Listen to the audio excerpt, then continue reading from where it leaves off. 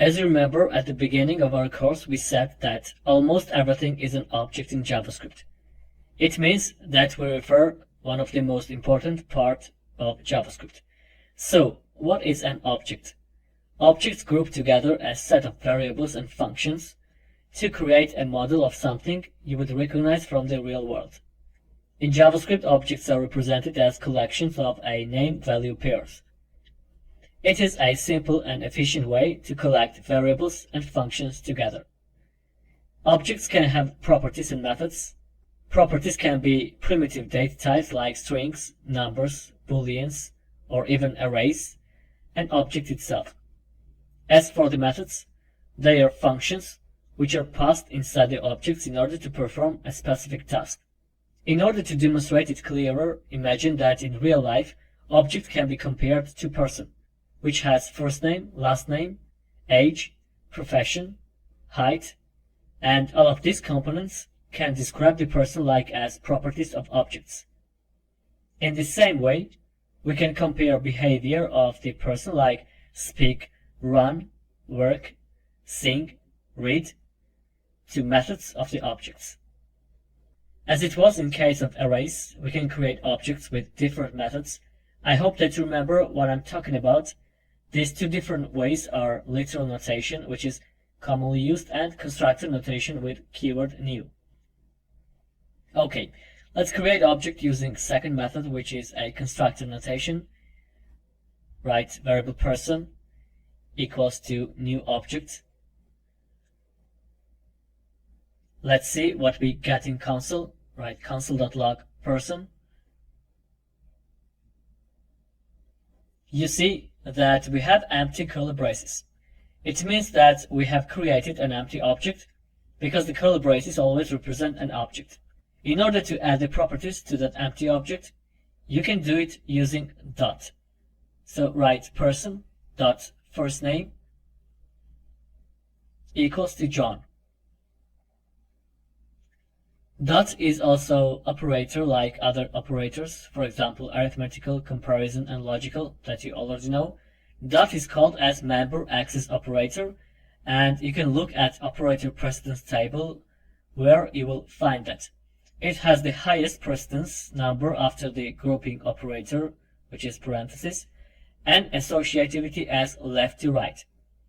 So we can use dot operator to create, access, or dynamically change the value of the property in object.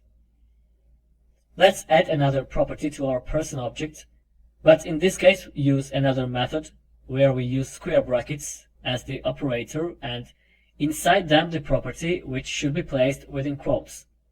Write person, then open square brackets, and within quotes write last name, which equals to Smith. Reload, and you see that we have added another property to our object, but in this case using different type of operator. Alright, let's look at the operator precedence table. You can find brackets after dot operator. They have the same precedence number and the same associativity.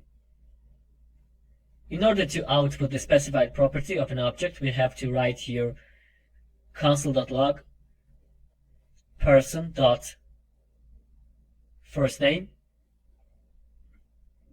and then console.log person. Use here different syntax. Write in square brackets last name. Reload, and you see the properties in console separately. Using both operators we get same results, but using dot operator is more popular and it's commonly used.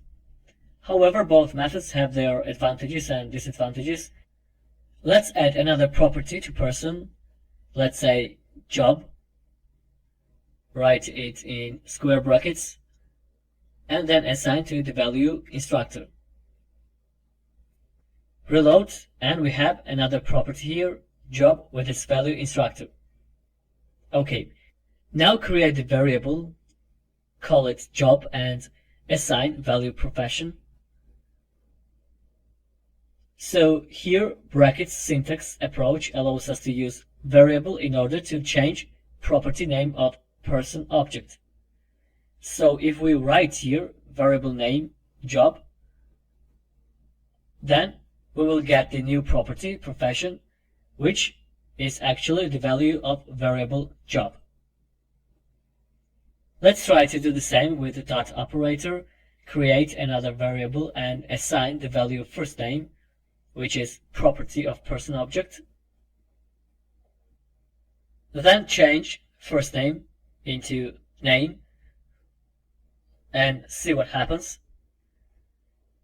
Instead of first name, we got name, which is just a new property, and also you can notice that here we have undefined, because the property first name is no longer available.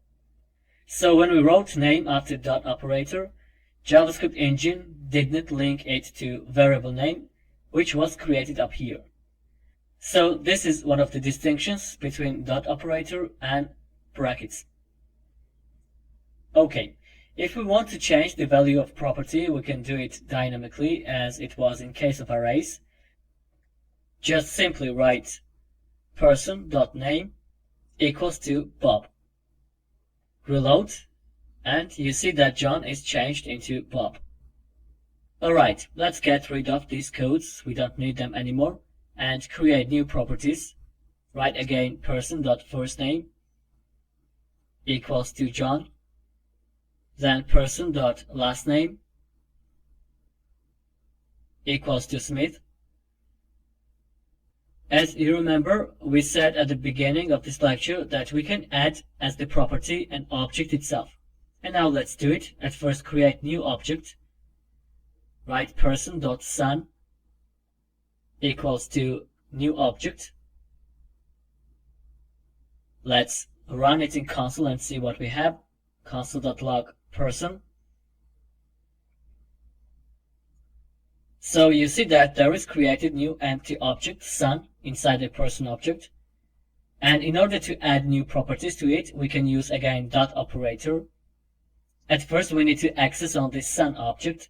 So write person.son and then add new property. Use again dot operator and then write property name and assign the value as Nick.